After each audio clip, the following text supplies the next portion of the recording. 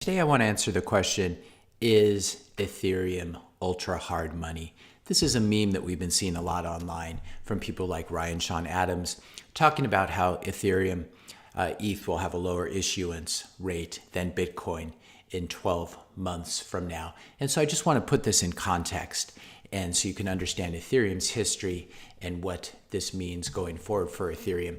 Now, one of the problems with Ethereum is they change the narrative every few years. So in the beginning, Ethereum was a world computer, Ethereum is culture, Ethereum is like a tech stock, it's an internet bond, and now it's considered to be ultra hard money. This is like one of those people you know who has a complete personality change every couple of years, and so you wonder what they really are at the core. One of the problems with Ethereum is it's like Bitcoin's little brother, always trying to play catch up and always playing copycat. And the narrative that is really coalesced around Bitcoin, and this has lasted for years, has been that Bitcoin is digital gold. It has a scarcity. It functions as a store of value, as we talked about many times on this channel. And so Ethereum is playing copycat once again and saying, well, Bitcoin is ultra hard money. It's digital gold.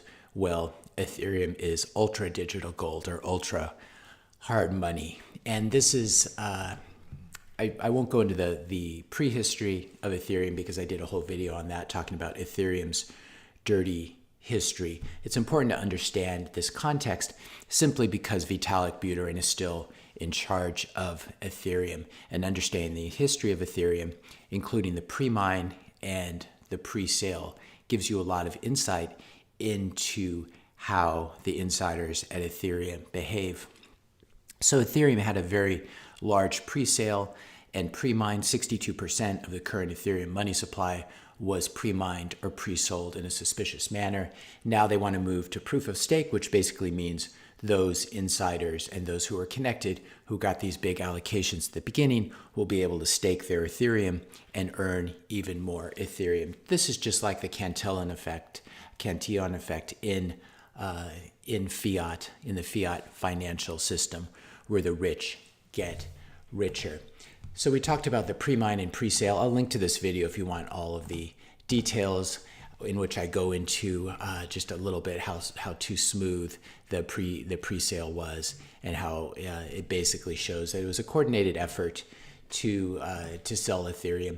And then of course what happened is Buterin, Vitalik, sold 25% of his holdings. As we all know, Satoshi Nakamoto has disappeared and has never sold any of his money. So Ethereum really has these kind of gross insider dynamics. In addition, the real problem to having a centralized charismatic founder like Vitalik is that your currency is not decentralized. There's a central point of weakness there where Vitalik could be kidnapped, he could be bribed, or somehow manipulated, unlike Satoshi, who has left the project many years ago. The other problem with Ethereum, of course, is it's still completely dependent on Infura for its infrastructure and Amazon Web Services. This is one of the dirty secrets that Ethereans don't like to talk about.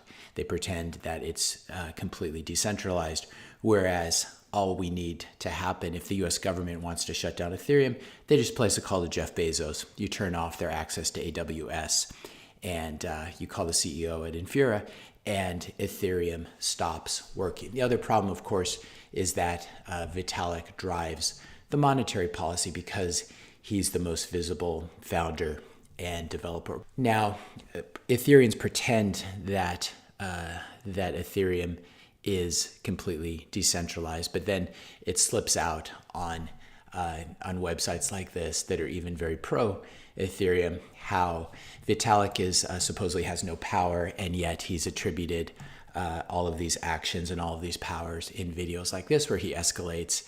And it's very clear when you follow Ethereum news that Vitalik is in charge. And if he wants something to happen, he has the bully pulpit. Again, very different from Satoshi Nakamoto. Whenever there's a panic that Vitalik is dead, of course, Ethereum crashes. This is not, if we learn that Satoshi Nakamoto is dead, it actually would probably make Bitcoin go up. So again, this is the problem. You can't pretend you're decentralized when you have a charismatic founder who can basically move the currency depending on what's happening in his life. I'll link to these articles where I talk about how much of Ethereum runs on Amazon Web Services and on Infura as well. We saw this very clearly back in November of 2020, just a few months ago, when Infura went down and all of a sudden you couldn't withdraw your Ethereum from exchanges. This is not what a decentralized currency looks like, and this is not what a form of digital gold looks like. There's nothing that can go down in the gold system that will prevent you from using gold coins to buy something, moving gold around, etc. Now, gold is an outdated, barbarous relic. It served its function for many years, but Bitcoin is basically a much better version of it, much easier to send all around the world. It's the digital version. Ethereum is trying to be digital gold, it's trying to be ultra hard money, but it's unable to do it for these reasons because it's still very centralized. It has this dirty history. It has a central guy in charge. In addition, it doesn't really have credibility. If you go back and look at all the different major Ethereum forks, the most famous one was the DAO fork back in 2016, where they basically reversed the history to recover some stolen funds. The one that carried on the continuity was Ethereum Classic, which is now just a tiny little hard fork of Ethereum. But this is the kind of currency you're dealing with that has a history of rolling back transactions. This has never happened in Bitcoin. And if we scroll through here, we can see all the different hard forks that have happened in Ethereum. There's nothing similar in Bitcoin. We've had hard forks that have resulted in garbage versions of Bitcoin, Bitcoin Cash, BCH, which itself is then forked into BSV, Bitcoin Satoshi's vision, which of course has nothing to do with the way Satoshi would have wanted things to go. Bitcoin, I can't even keep track of all the little splinter groups that came out of Bitcoin Cash. But those basically disappeared. What we have here, and they disappeared in the sense they have very, very tiny market caps compared to Bitcoin, very little demand for their block space, etc. Whereas Ethereum has this history of changing monetary policy, changing what it's really about, as we talked about, whether it's a world computer, whether it's an internet bond, whether it's ultra hard money. They can't really decide, and it's really like any other tech company where they just keep changing the description of what they do in order to stay current. And people who don't know the history of Ethereum and haven't followed this won't have the proper context for evaluating a currency. Just as we talked about the person who changes their personality every couple of years, this is really what Ethereum is like. And the main problem with this is it does not give you any confidence in Ethereum's future monetary policy. So it's changed its monetary policy and its issuance rate of Ethereum many times over the past decade. Why should we believe that it won't be changed again? Especially because there is a guy in charge. There's Vitalik at the center. By contrast, Bitcoin has always had the same maximum supply cap, 21 million Bitcoin, the same issuance rate. We have the halvings that happen every 4 years when the amount of new Bitcoin being mined gets halved. None of this has changed. It's been very consistent, and we shouldn't underestimate the value of a protocol like this that doesn't change. Theoretically, the community could get together and change the cap, but it never has. And this is really one of the core tenets of Bitcoin, is this scarcity.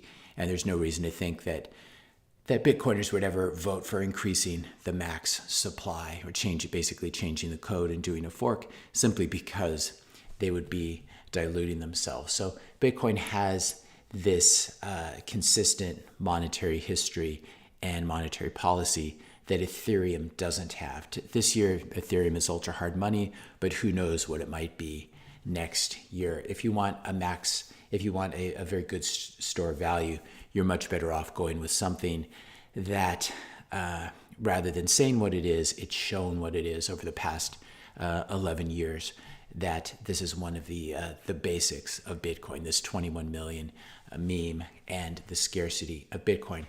And then, of course, the greatest irony of all, which the Ethereans who tell you that Ethereum is ultra hard money, they don't mention the fact that Vitalik himself does not believe in hard money. And this is one of the great ironies, and it really shows you where he's coming from.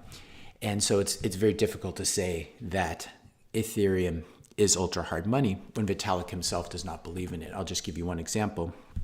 You can find other examples.